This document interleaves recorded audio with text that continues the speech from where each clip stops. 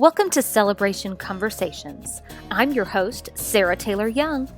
Join me each week as I talk to singer-songwriters, artists, and friends about how they have turned their pain into purpose. Here at Celebration Conversations, it is my hope that you find motivation and celebration in your own journey. Let's get to it. Today, welcome to Celebration Conversations. I am here today with Miss Meredith Blis. How are you doing today, Meredith? It's so nice to meet you. It is so nice to meet you, Sarah. I'm doing well. Thank you so much for having me on the show. Yes, you're very welcome. So tell me a little bit. I was really intrigued by your bio and your talking points. Your dad was an executive at Arista Records. Is that right? Yeah, that is right. So, in a weird way, I always grew up in the music industry, as did you. Yes, yes. We have that in common. Yes. So, my father, Milton Sinkoff, worked at Arista Records under Clive Davis for many, many years. Wow. The And Clive Davis. the Clive Davis, is there any other? Wow. Wow. And those who don't know, that's like Whitney Houston's producer. Well, yeah, he was the executive producer. I mean, they call him the man with the golden ears. Yes, And yes. he is responsible for more careers than I can name. And there's a documentary on Netflix now. Yes, I started watching that. Yeah. Yeah, the soundtrack of our lives. Is that, yeah, that's what it's called. Mm-hmm. Yes, I have to watch that and finish it today. I'm so excited now. So inspired by things like that. Yes, me too. And dad was the senior VP of packaging and manufacturing. So it wasn't really the creative end. Everything that happened to the record once it came out of the studio. Okay, very cool. The, approving the final art, getting that printed, pressing records and CDs when that was still a thing. Right. and then getting, the product on shelves. Mm-hmm. Okay, very, very cool. So did you get to go into work with him or anything? Yeah. Sometimes and okay, that's my first question. And did you meet anybody? Like, did you ever say, your dad ever say, well, honey, this is Whitney Houston? Yeah, I did. Well, two answers to that question. Sure. I mean, going to the office with dad when I was a kid was big fun. I grew up in New Jersey and right outside of the city, and he worked in Manhattan. And one of my favorite memories is he would like come home with new records, like artists we'd never heard of up until that point. Right. And we would listen together and say, so which is the hit song? Yeah. Which do we think should be the first release? And yeah, so a lot of joyous memories of music and listening with him. And yeah.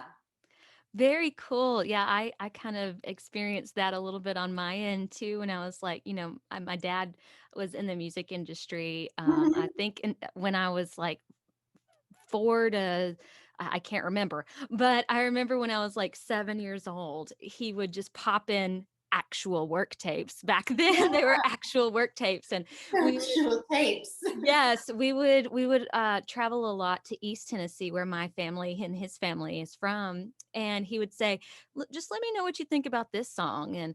And sometimes it would usually be like, "Yeah, I like it," or "Oh, I love that," or I was his guinea pig for the market, I guess.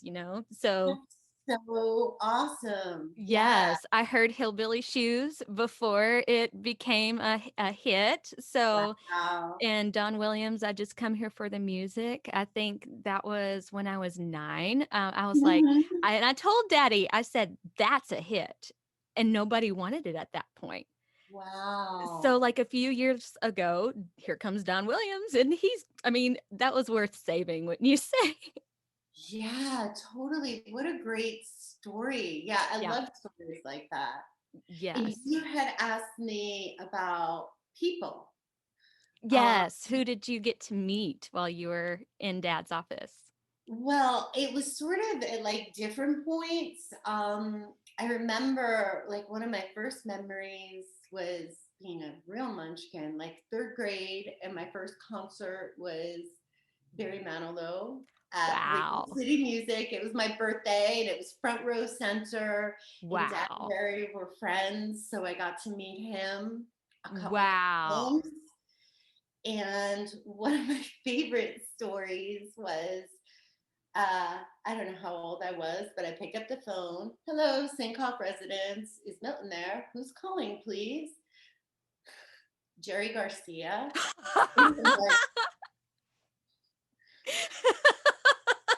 Like not wanting to drop the phone, not wanting to continue the conversation and tell him dad isn't home. But it's like, Right. dad, phone call. That was a It's like, crazy one. he's not here, but let me ask you a couple of Yeah, questions while we're on here. exactly. Exactly. So what are you up to tonight? Yeah. And yeah, that was a cool one. And then Whitney Houston. I Oh, I did get love to meet her. her. Yeah. Oh my God. Talk about House vocal. voice. Yeah. Yeah, there are no words. So it was, I think, the Grammy Awards where she opened with I Want to Dance with Somebody. So And that was she, one that really put her at the top, right? yeah, yeah. Her Yeah. first album was Whitney, and that had like Saving All My Love for You and all that. And so we're at the after party. It was Clive Davis's, Grammy after party. And I'm a kid. Yeah. Right. And, you know, dad's doing his thing. And she comes up because they were friends and he introduces me. And I mean, I was in awe. She was a superstar and she was so nice and kind and friendly. Like to take time in that moment to talk to like a little kid. I just Right. was really touched by that. Yeah, really. Yeah, yeah, that was really Yeah. cool. Really, Oh, so yeah, sweet. So sweet. Well, yeah. amazing background. Let's switch gears a little bit and talk about you and your music. I love the song Zero Gravity. That was like, um, I'll tell you, it was different because I was listening to Janelle Arthur's music right before, so I had to wash my ears a little bit. But I loved it. Tell me a little bit about that and the inspiration behind it. First of all, thank you so much. I Absolutely. know, on a side note, one of the things was when I moved to Nashville, originally people said, are you doing country music now? And I'm like, no, I'm still my crazy pop music self. Yeah, I'm just living in a songwriter town. right. Um, so the journey of that song, it started. I was at a time in my life where things were super hectic. And I generally like to go off the map to write, days, hours, big time blocks, but I didn't have that. Mm. So I created a little, I guess, experiment for myself Okay. where I said, okay, I don't have all this time, but I still want to stay connected to my craft. I'm just going to do this 15 minutes a day. All I need to do, doesn't matter what I do or how I do, I'm showing up. Mhm. And that's how I wrote that song, which is interesting. So, or it was an interesting experience for me that my little experiment worked. So you just you showed up know? for that song 15 minutes a day? How long did that Yeah, take, culminating in all of that? trying to remember because it was a few years ago. I mean, a couple weeks. But one Okay. of the things that helped for me, it was the consistency of Right. one focused thing for this amount of time and the consistency of showing up every day. Yeah, yeah. Do you feel like that helped you kinda get recentered and kind of more focused with your daily activities? Hmm. I think it helped me get centered and focused with this one task. I think as artists, oftentimes, I don't know if I'm alone in this, we can get very this and that, and there's writing, and Yes. there's producing, and there's this and that, and we're all over the place. But what I'm learning more and more is, you know, honing in. When we hone Yeah. in, there's a lot of power there. Yeah, yeah. My counselor always says practicing mindfulness is really good because I struggle with anxiety and OCD. It's very Mhm. much in remission right now, but just having that, even if it's 10 minutes a day, just to focus on something and just let your brain kind of relax. Now, this isn't like binging in front of the television and just being a vegetable. You're like physically doing something and focusing on something, but you're relaxing the other parts of your brain at the same time. Is that kinda how it was? Um, I guess. Well, I think I'm more responding to what you said about, it's called like the zone The or no zone, yes. being one of the things is being present to the moment. Mhm. Yes. Whether we're doing dishes or brushing our teeth, I'm a huge proponent of meditation, but I think that there's a great power when we can bring that into every moment. Yes. And same thing with yoga. We call yoga a yoga practice Right. because what we're doing on the mat is sort of a practice for real life, Mhm. bringing ourselves into that moment Right. or Right. into the present moment and staying open and yeah, Mhm. Mhm. focus. So, at the time that you wrote it, were you just kind of busy, busy, busy all the time, and you just needed to time to chill and give yourself that time? I needed to create the creative space for myself. Yeah. And I think that's another thing as artists, we have to remember, keep that appointment like you would, I don't know, a doctor's appointment or Mhm. meeting a friend for dinner. I wouldn't just be like, and get distracted and not show up. But Right. sometimes if we don't establish the habits, it's really easy to do that with our creative work or our craft. Mhm. And we're always evolving, but making that as important as everything else or even more important.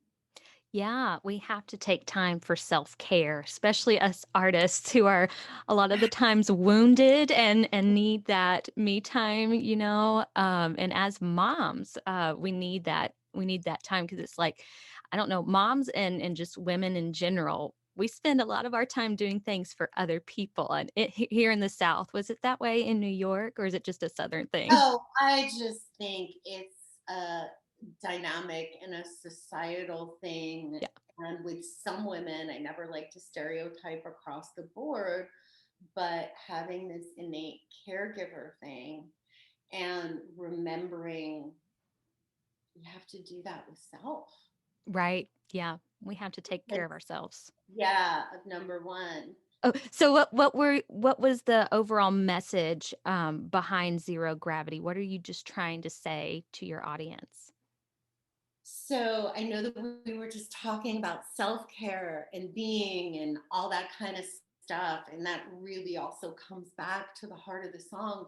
So often it's easy to get like whirlwinded and pulled here, and texts are ringing, phones are blinging, and social media notifications. And zero gravity is giving ourselves permission to step away from the chaos and take that needed time for ourselves, whether it's internally or a physical happy place that Mhm. enables us to find some peace, reconnect with our authentic self, and move on our path with more, I guess, joy and intention. Mhm. So it's Mhm. odd, I guess, the experiment, I never realized this, the experiment of writing the song sort of became the foundation, the message of the song. It's crazy how we write these songs for other people. Right. Yeah, like, we write these songs for other people, and then it becomes meant for us, like, did you feel like that was how it was? Absolutely. Now I'm seeing that, and in terms of what you just said, oftentimes, I'll even write a song with a message or a theme or an inspiration, and then years later I'll go back to it and say, oh, that's useful to my life now as well. Right, See it in eyes, or like what you were saying, we write this song and then we realize maybe it's a lesson that we needed to learn, or right, something, right, or a yes. message we needed to hear from the universe. Right, right. So who are some artists you were inspired by and why? Oh my gosh, how much time do we have? No, just We kidding. have 7 minutes. So, when I think back to when I first started creating, one of my pivotal moments was looking at the Sarah McLachlan Fumbling Towards Ecstasy record. I'm not sure if you're familiar with her, Mhm, or, yes, yes. I mean, if that CD had been vinyl, I would have worn it out. And I was reading the back, I know, like the liner notes, and it said Sarah McLachlan, written by Sarah McLachlan, sung by Sarah McLachlan, guitar and piano by Sarah McLachlan, Wow. and it was just this moment like, oh my gosh, that's possible. Mhm. Like I could maybe, well, I'd like to think that I thought I could do that, or I want to do that, or it was just this moment of possibility, Mhm. that started me on my path being a pianist, singer, songwriter. And then, I also think of people like Tori Amos and Fiona Apple, Mhm. um, also you know, pianist, singer, songwriters. For me, listening to them, and, even now they're trailblazers, but just the raw emotions and bravery and honesty and their ability to just put it out there has Mhm. always been inspirational to me. Um, and obviously Tori Amos in terms of her craft and, um, her skills as a performer and a piano player, and the evolution of Fiona Apple to me has been inspiring. But in the current moment, as I've gotten more into electronics and production work, I mean, Banks, Aurora, Yeah. those two women are really just fabulous, and I love their stuff. Mhm. And over the past few years, I've been doing a lot with Ableton Live and MIDI controllers. So, I mean, I look to somebody. Um, okay, resentencing. Right. over, over the past few years, I've been doing a lot with Ableton Live and MIDI controllers. So I'm really inspired and awed by someone like Imogene Heap. So Okay. Very yeah. cool. So, we got one about time for one more question. Tell me about your Shine Again project. I was, like, just overjoyed about that when I read that. Oh, wow. Thank you. Well, the Shine Again project started with the song Shine Again, Okay. that I released a few years ago. And when I wrote that song, I did, I was definitely in a depressed place. And I guess in a moment of healing and processing. And the chorus of that song, I'm blanking out. A part of the chorus is a spark of hope for warmth. Somehow I hold on. The sun will melt my frozen skin. Like every winter turns to spring, and I'm going to shine again. And I realized that it could be a powerful message to help Yeah. others. And I think when we step outside of who we are and and use our experiences and share them with people. It was really scary and brave for me to talk about mental Yeah. health and my mental health openly. But I started on social media by just posting information. And then it expanded into what I call the hashtag Shine Again project. Yes, I love that.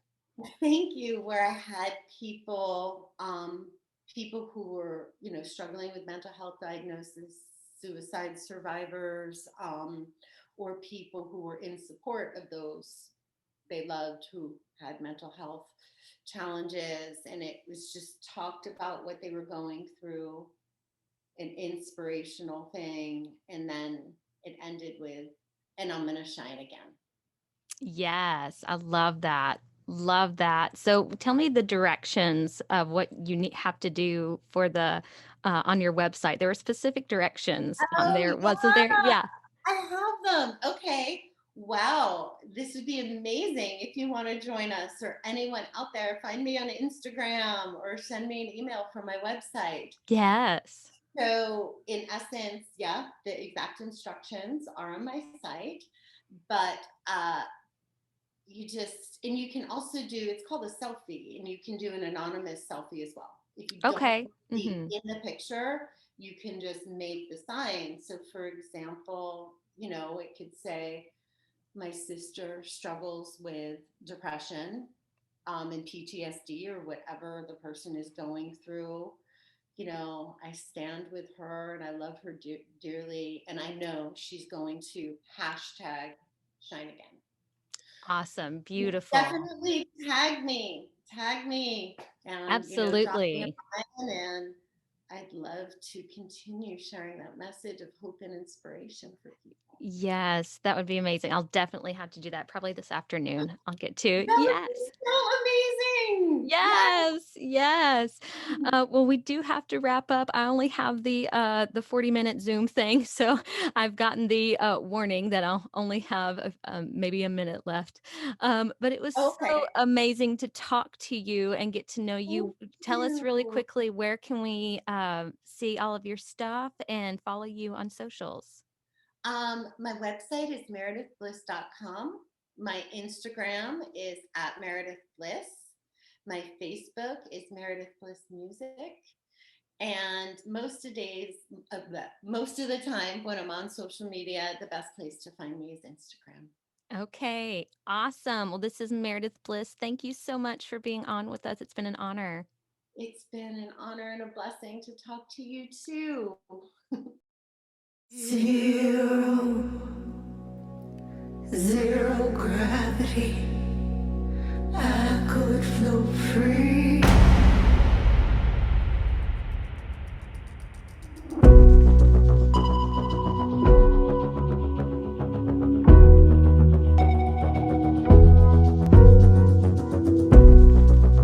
So much to do, too many things weighing me down. So many voices telling me I gotta keep my feet on the ground. Ain't no bad threat, need something to keep me from falling. Zero, zero gravity, I could float free. Zero, zero gravity, I could be me. Galaxy spinning around, nothing to hold me down. Zero gravity.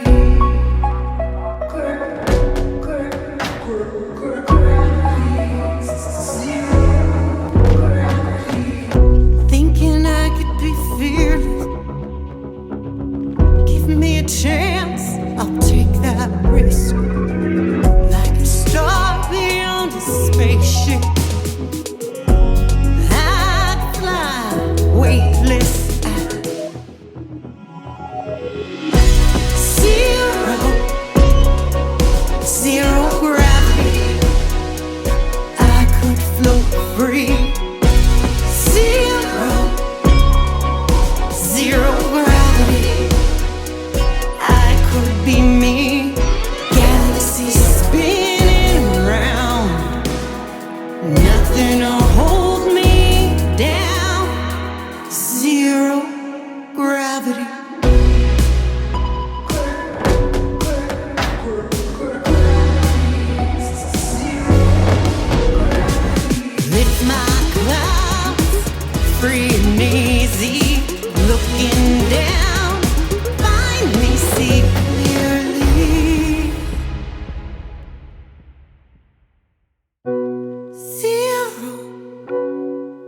Zero gravity, I could float free. Zero, zero gravity, I could be me. Zero, zero gravity, I could float free. Zero, zero gravity, I could be me.